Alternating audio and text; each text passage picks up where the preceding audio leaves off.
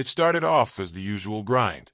I've been working in the marketing department for almost 3 years, and though things had always been somewhat competitive, I prided myself on doing my job well. I wasn't the loudest person in the room, but I knew I was solid. The team was small, just a handful of us, and we all worked closely together, collaborating on projects. It wasn't perfect, but it worked. I got along with everyone, even Rachel. She was newer to the team, but she'd quickly become one of the faces I relied on. She seemed to have a way of connecting with everyone, always quick with a laugh, and she got along with our manager, Kate, really well. When Rachel started, I was the one who'd spent hours teaching her the ins and outs of our systems. I'd walk her through everything, from drafting presentations to doing market research. I didn't mind. In fact, I was proud to pass on the knowledge.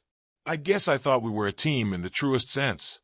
It was about 6 months after Rachel started that I noticed something strange. At first, it was small things. I'd send out an email to the team with a rough idea or a concept for a new campaign, and the next thing I knew, Rachel would present something eerily similar to what I'd suggested.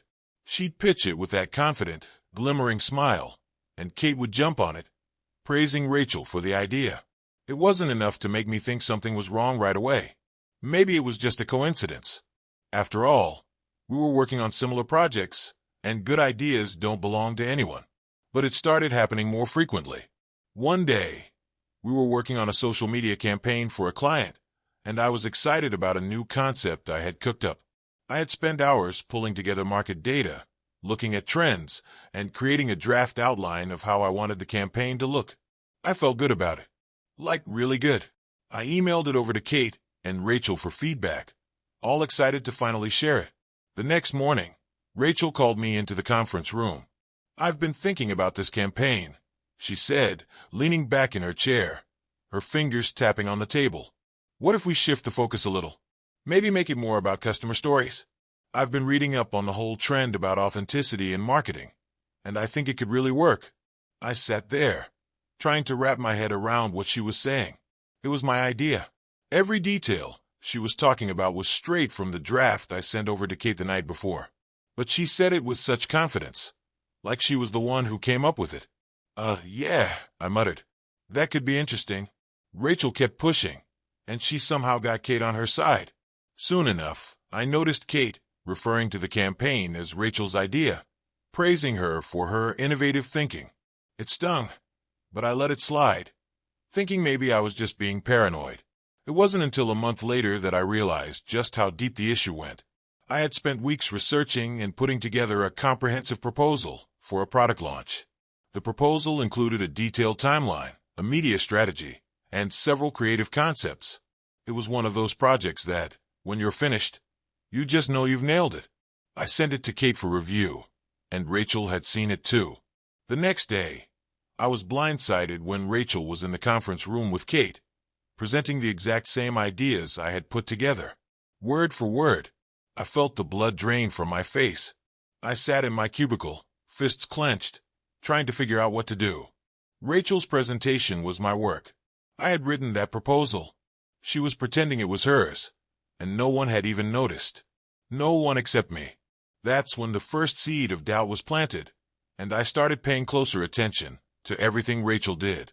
Sure enough, she was doing it again and again. Every idea I had, every project I worked on, it was being subtly taken from me. She wasn't just borrowing ideas. She was stealing them and passing them off as her own. It wasn't just irritating, it was maddening.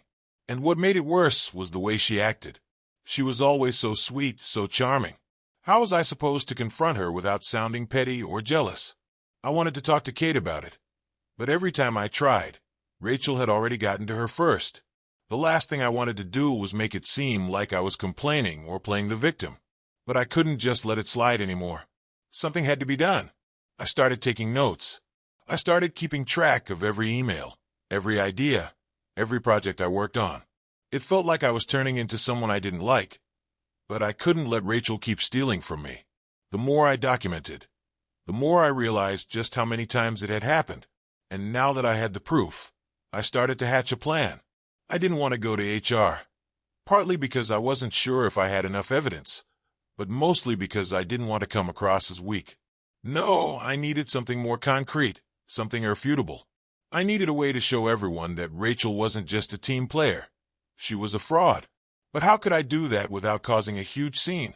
How could I make her pay for what she'd done without getting myself caught in the crossfire? That was when the idea hit me. For the next few weeks, I kept my head down, but I watched Rachel like a hawk.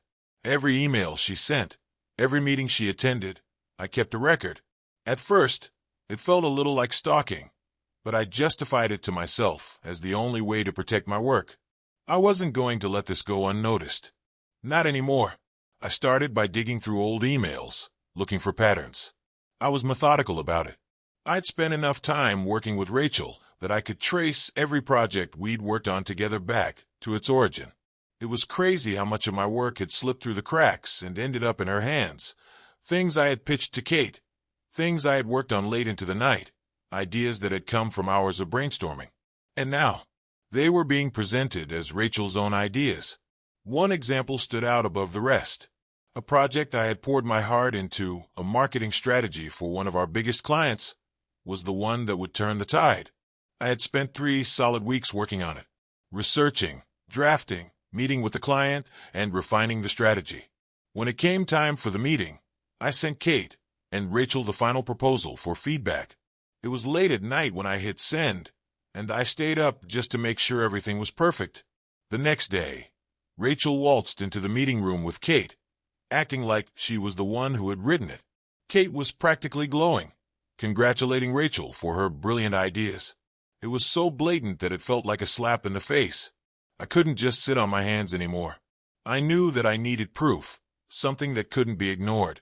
I took the emails I had sent, the proposals I had written, and compared them side by side with Rachel's presentations. It was clear as day. Even the wording was the same. She hadn't even bothered to change the language. This wasn't a coincidence. This wasn't just her borrowing ideas. She was taking my work and presenting it as her own. And the worst part, everyone was buying it. I had enough evidence now. Every email, every document, every project I had worked on was lined up and ready to go. But I still wasn't sure how to proceed. I didn't want to just make an accusation out of the blue. It would look petty. I needed to build a case, something undeniable. I needed a way to get Rachel to hang herself. That's when I thought of the emails. You see, in the course of all this, Rachel had sent me a few emails that were revealing. In some, she was too careless, and in others, she was downright smug. There was one email in particular that made my blood boil. It was a message sent late one night, after a long meeting with Kate. In it, Rachel was gushing about how she had taken over the project I had been working on, and how Kate loved her idea. It was disgusting. She was literally bragging about stealing my work. And what made it even worse was the tone, like it was all part of the plan. I knew then that I had to act. I didn't just want to confront her or tell Kate. I wanted to expose her for what she was. But I also knew that I couldn't do it directly. If I just walked into Kate's office and said, "Hey, Rachel's been stealing my ideas," it wouldn't go over well. I needed to be strategic. I needed to make sure that Rachel got what was coming to her, without looking like I was playing the victim.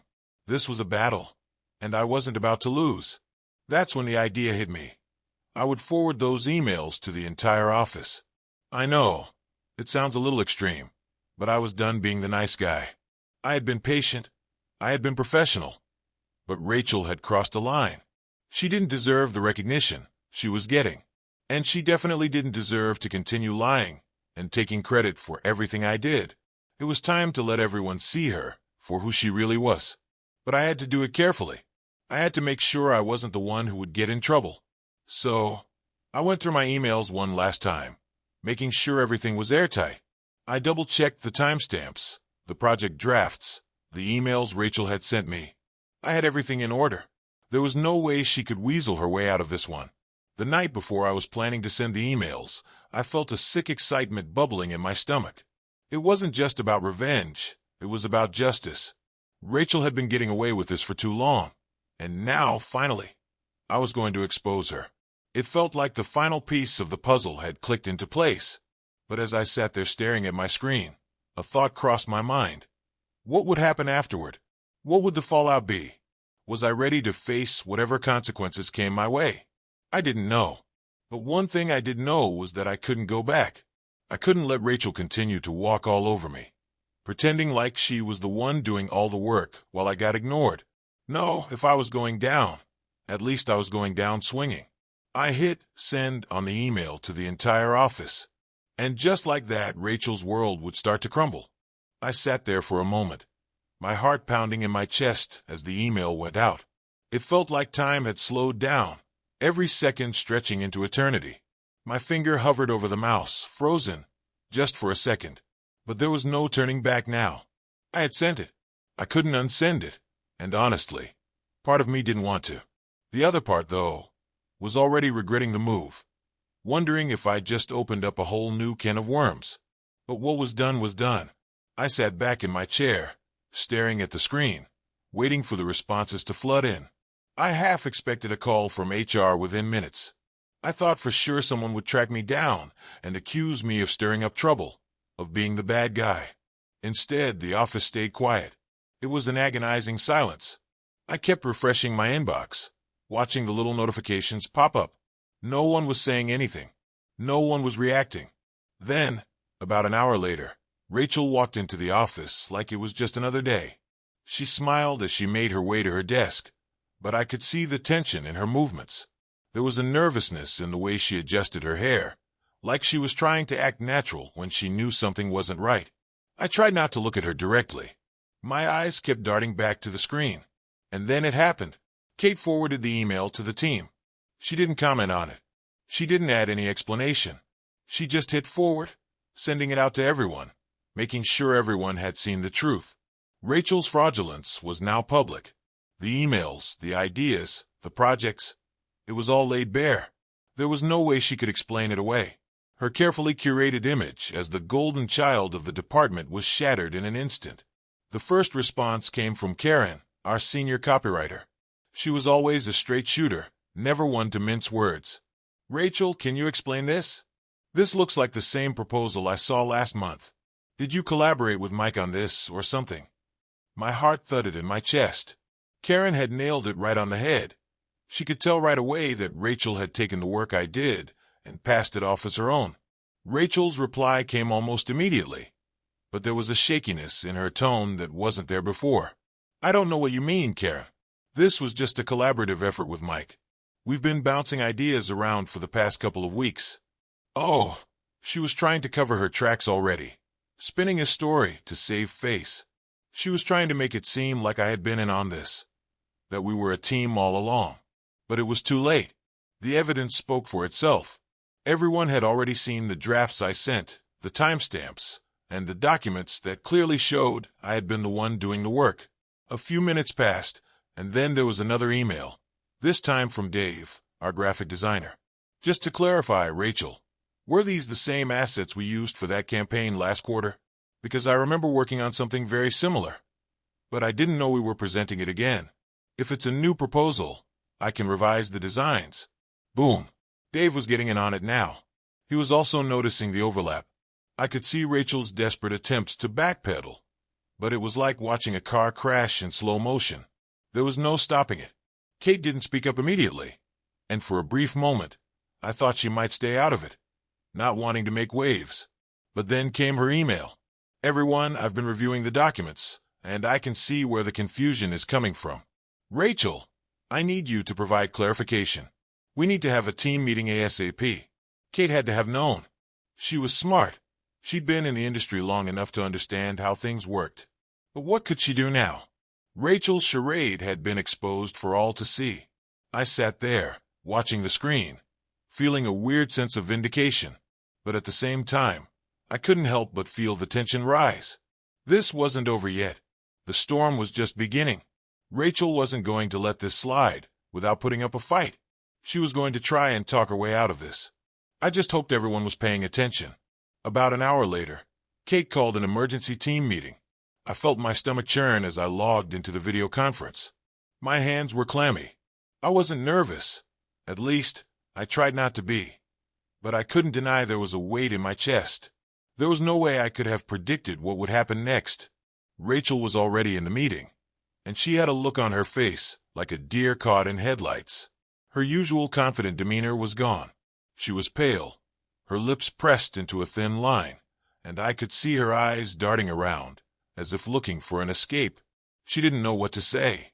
Kate wasted no time. "Rachel," Kate said, her voice calm but stern. "We need to talk about the recent project proposals. It seems there has been some confusion about the authorship. Can you clarify?" Rachel blinked, clearly caught off guard. She opened her mouth to speak, but nothing came out for a second. I almost felt bad for her. Almost. Finally, she spoke, her voice wavering. I don't know what you mean. I've just been presenting ideas that we've all worked on together." I almost wanted to laugh at how badly she was floundering. She was trying to play the victim, but there was no way out of this. Everyone knew now. Kate glanced at me. "Is that your understanding of this, too?" I could feel all eyes on me. It was the moment of truth. This was my chance to say something, to call Rachel out publicly, to let everyone know that I wasn't going to let her get away with it. I leaned forward, speaking slowly, so that everyone could hear every word. "Rachel's been taking credit for my work for months now. I've been sending ideas to the team, to you, Kate, and she's been presenting them as her own. The email I sent out earlier, it's just the tip of the iceberg." I felt my pulse racing as I spoke, but there was a sense of calmness now, too. It was the truth, and the truth was on my side. She's been using my proposals, my concepts, my research. She didn't collaborate with me. She stole from me. There was a long silence after that. I could see Rachel's face redden, her eyes welling up with something that looked like frustration and panic. Kate stayed quiet for a moment, processing. Then she finally spoke, her voice firm. "Rachel, I'll need you to come by my office later. We'll discuss this in more detail." Rachel didn't reply. She just nodded, her eyes downcast. And that was it. The ball was in her court now. But I could tell this wasn't over. Rachel wasn't going to take this lying down. The fallout had just begun. I didn't sleep much that night. The rush of adrenaline was still keeping my mind racing. I kept replaying the events over and over, wondering if I'd made the right decision. The email had gone out, and I had done what I thought was necessary. But now I had no idea how things were going to unfold. There was no going back, though. The truth had been exposed. Now I would just have to sit tight and see where the chips would fall. When I walked into the office the next morning, the atmosphere felt off. It wasn't loud or dramatic, just the quiet kind of tension that you can feel in the air. People were talking less, moving more cautiously, almost as if they were tiptoeing around the aftermath. I kept my head down, went to my desk, and got to work. But I could feel the eyes on me. Everyone knew. They were all talking about what had happened, but no one said anything to me directly. Around 9:30, I got an email from Kate. "Can you come to my office? We need to talk." I didn't hesitate. I knew what it was about. I had been expecting it. I walked down the hall to Kate's office with my stomach in knots. What was going to happen now? I had no idea if I was going to be seen as the hero or the troublemaker in all of this. I was about to find out. When I entered, I saw Rachel sitting across from Kate. Her usual confident demeanor was gone. She was pale, her eyes darting nervously between Kate and me. I couldn't help but notice how small she looked now. But I wasn't about to feel sorry for her. Not after everything she'd done. Kate gestured for me to sit. "Please have a seat." I sat down, avoiding eye contact with Rachel. She was just trying to play the victim, and I wasn't about to feed into it. Kate didn't waste any time. "I've reviewed the emails and the project proposals," Kate began, looking straight at Rachel. "Rachel, I need you to explain yourself." Rachel's hands fidgeted in her lap, and she looked down, clearly struggling to come up with something. I didn't mean for it to get this far," she started, her voice shaking. I thought we were working together. I didn't realize it would turn out like this." I could barely hold back my anger. She was still trying to spin the story. "No, Rachel," I interrupted. "You weren't working together. You were stealing my ideas. You've been doing it for months." Kate gave me a look, but let me speak. "Rachel's been taking everything I've worked on, ideas, proposals, even the work I stayed up late on, and presenting it as her own. I've watched her do it again and again.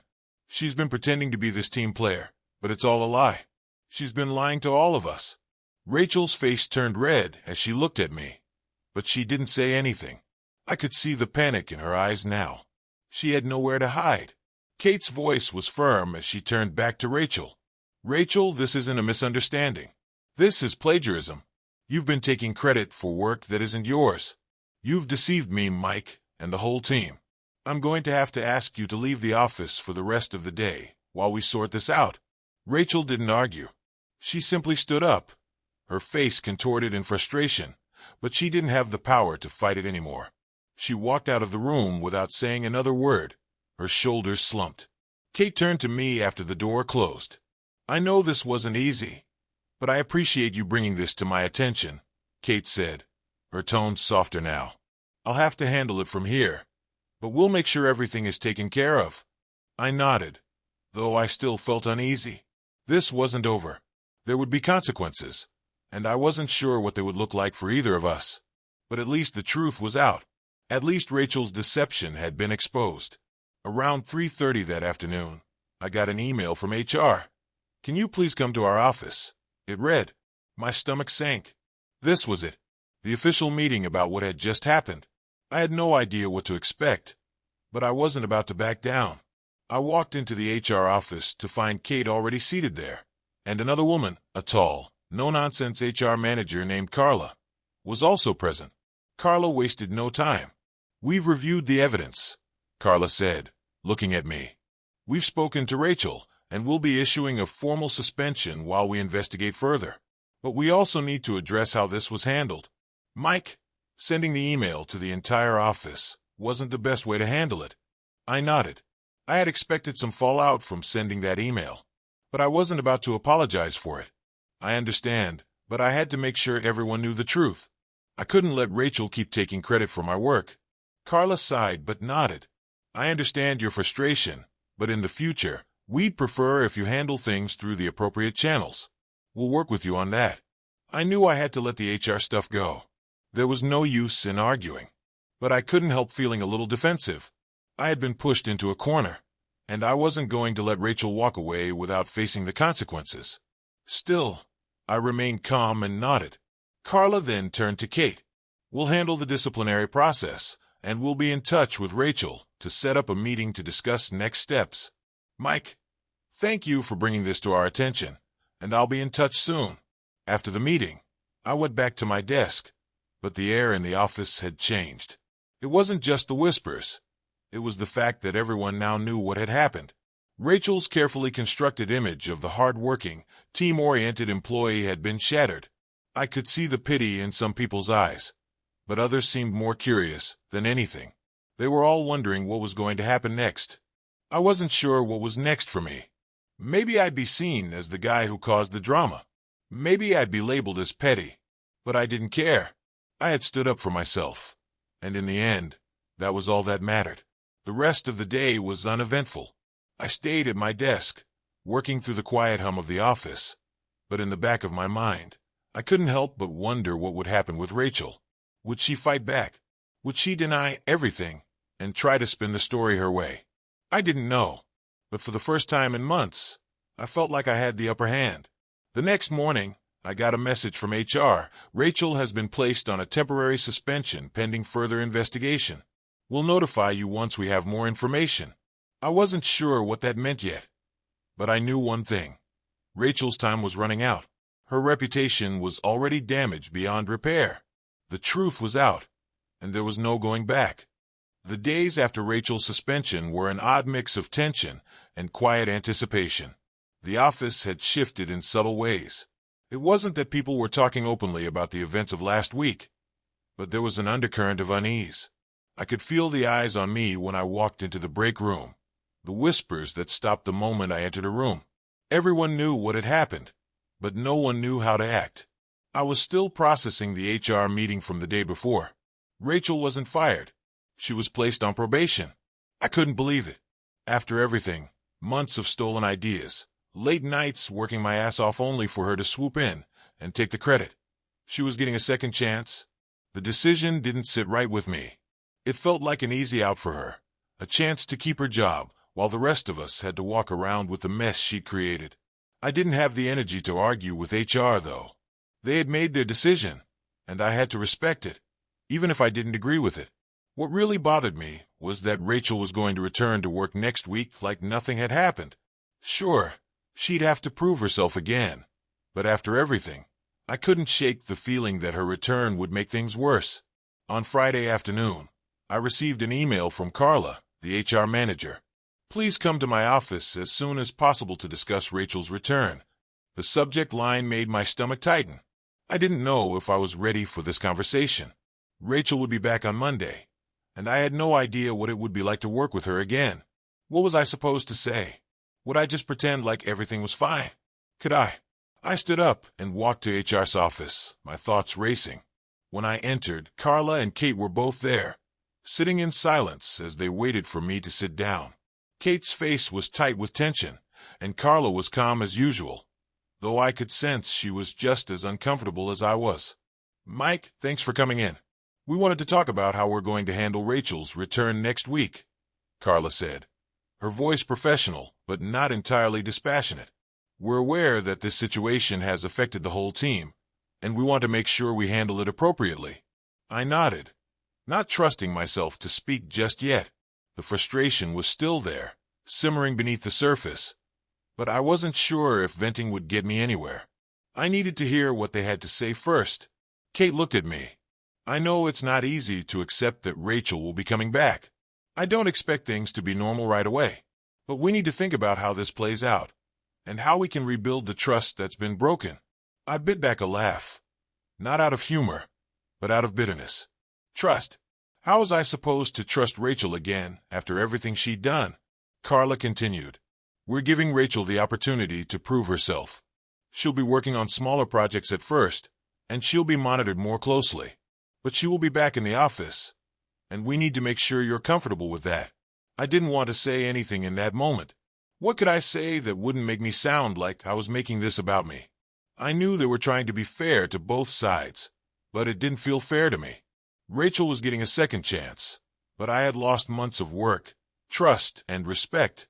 I had to live with the consequences of her actions, while she got to start over. That didn't feel right. Finally, I spoke. I don't know if I'm comfortable with her coming back. Not yet. Maybe if she... I stopped myself. I wasn't sure what I expected from Rachel. An apology. Her to somehow earn my trust back in a matter of days. That wasn't realistic. But the idea of working side by side with her again didn't sit well with me. Kate and Carla exchanged a look before Kate spoke. We understand, Mike. We're not asking you to forgive her right away. But we're hoping the space and the probation period will give everyone a chance to process what happened. We're committed to making sure this doesn't happen again. I nodded, but I wasn't convinced. I'll give it a try, I said, not sure if I even meant it. But I can't promise anything. I don't trust her. There was a pause. Carla spoke again, her tone softer. I know this is difficult. Trust is something that's earned, and we're asking you to be patient. But if you ever feel like it's becoming unmanageable, you can come to us. We'll handle it. I didn't reply. What could I say? It was clear they had already made their decision, and there was no changing it. Rachel was coming back, and I'd have to find a way to deal with it. Monday morning arrived faster than I expected. The weekend had given me time to process, but it hadn't helped. As I sat at my desk, waiting for the clock to tick over to 9 a.m., I couldn't shake the feeling of dread building in my chest. I was about to see Rachel again, and I wasn't sure what kind of mood she'd be in. Would she be apologetic? Would she try to act like nothing happened? I didn't have to wait long. At exactly 9 a.m., I saw Rachel walk in. Her steps were hesitant, like she wasn't sure how to approach the office after everything that had happened. She was still the same Rachel in some ways, same hairstyle, same clothes, same tight smile. But something about her energy had shifted. She wasn't the confident, carefree version of herself that I remembered. Now she seemed smaller, like she was constantly trying to keep her head down, trying to avoid attention. When our eyes met, she looked away quickly, not meeting my gaze. For a moment, neither of us said anything. I could tell she was waiting for me to say something, but I didn't know what. What was I supposed to say? Welcome back. After everything she'd done, I didn't feel comfortable pretending things were fine. Instead, I turned back to my computer and focused on my screen. I wasn't ready to deal with her. Not yet. The rest of the morning passed in an uncomfortable silence. I heard Rachel speaking with other people in the office, but I didn't pay attention. I kept my focus on my work, trying to avoid any unnecessary interactions. Eventually, Rachel came over to my desk. "I just wanted to say it again that I'm sorry," she said quietly, her voice almost apologetic. "I know I messed up, and I don't expect you to forgive me right away, but I hope you can see I'm trying to do better." I looked up at her, her face earnest but uncertain. Part of me wanted to tell her that I wasn't ready to forgive her, that I wasn't sure if I ever could, but instead I simply nodded. "Let's just get through today," I said, my voice low. "We'll see how things go." She nodded, a flicker of relief in her eyes, before turning and walking back to her desk. And just like that, things were back to the way they had been before, except everything had changed. The days after Rachel's return were awkward, to say the least. I kept my distance, focusing on my work and doing my best to avoid any interactions that weren't necessary. I couldn't pretend that things were normal again, not after everything that had happened. I wasn't ready to forgive her, and I wasn't sure if I ever would be. But I tried to push forward, hoping that time would ease the tension in the office. Rachel, on the other hand, seemed to be walking on eggshells. She was constantly trying to prove herself, taking on extra work, volunteering for projects, seeking feedback on everything she did. It wasn't subtle. She was overcompensating, like she thought doing everything at once would somehow make up for all the damage she'd caused. But there was something off about it, something forced in the way she tried to act like nothing had changed. It didn't feel genuine. It felt like a performance. A few weeks passed, and I began to notice something. The office was starting to feel more like it used to. The tension wasn't as thick, and people were slowly warming back up to Rachel. I saw her chatting with some of the team members in the break room, laughing, even managing to get a few smiles out of people who'd been avoiding her. It was strange to watch, but I couldn't deny that things were shifting. Maybe she was starting to prove that she could be trusted again, or maybe people were just tired of holding on to grudges. I still wasn't sure what to make of it all. I'd watched Rachel take my work and present it as her own for so long. I wasn't sure if I could ever look at her the same way. It wasn't just about the ideas she'd stolen. It was about the trust she'd broken. And trust, as I'd learned, was hard to rebuild. One afternoon, Kate called a team meeting. As usual, the atmosphere was a little tense, but I could feel that the team was starting to get back into the rhythm of things. Rachel was there, sitting a little too still, trying not to draw attention to herself. Kate started talking about a new project, a major campaign that we'd all been asked to contribute to. The room fell into a brief silence as we listened to the details. I knew this was the moment where everything could shift again. "I want everyone to give their best ideas for this project," Kate said, glancing around the room. "We're going to be collaborating closely, and I want to see everyone's input. Let's make this our best work yet." Rachel spoke up then, her voice a little shaky. "I've been thinking about a few angles for the campaign, and I'd love to run some ideas by everyone." I glanced over at her, surprised. She was trying to take initiative, but this time, something about it felt different. There was no arrogance in her voice, no pretension. She seemed genuine. For the first time in weeks, I decided to speak up. "I've got some ideas too," I said, my voice steady. It wasn't a challenge, just a simple statement.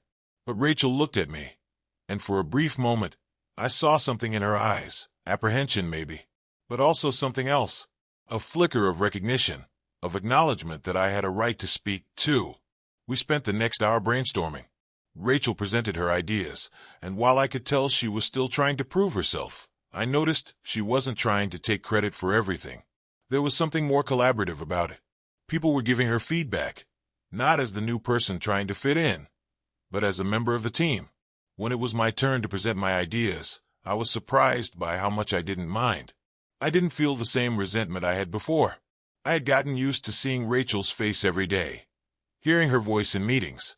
It was still hard to forget the past, but in that moment, I realized that forgiveness didn't have to be instantaneous. It could be gradual. As the meeting wrapped up, Kate looked around at the group. This is great work, everyone. We've got a solid foundation for this campaign. Let's keep the momentum going. Rachel caught my eye as we all filed out of the room. She gave me a small, tentative smile. I nodded back, just a little. It wasn't forgiveness. Not yet. But it was a step. It was a moment of acknowledgement that things weren't as they had been, but they weren't entirely broken either. The rest of the project went smoothly, with everyone contributing in their own way. Rachel didn't steal any of my work. She didn't try to overshadow me. She simply did her part. The project was a success, and I began to see that maybe, just maybe, Rachel had learned her lesson. She was doing what she could to rebuild the trust that had been shattered. It wasn't perfect. There were still moments where I caught myself wondering if she was going to slip back into old habits. But I couldn't keep holding on to the past forever. We had a job to do, and we were getting it done. It felt like the first time in months that I could breathe a little easier. At the end of the campaign, Kate called us together again for a wrap-up meeting. The feedback had been positive, and everyone seemed satisfied with the results. When it was over, Rachel pulled me aside. "I just wanted to thank you," she said, her voice quiet, "for giving me a chance. I know I don't deserve it, but I'm trying." I looked at her for a moment, taking in her words. It wasn't an apology, not the way I thought I'd get it, but it was genuine. And for the first time in a long time, I felt like I could move forward, not completely, but enough to start rebuilding my own sense of trust in the team. "I know you are," I said. "Just keep it up." And that was it. The story wasn't over, not yet, but I'd done what I could to expose the truth, to protect my work, and to stand up for myself. Rachel had made her mistakes, but now it was her turn to rebuild, just like I had rebuilt my sense of self after all of it. It wouldn't happen overnight, but at least we were both on the same path again. And that, for me, was enough.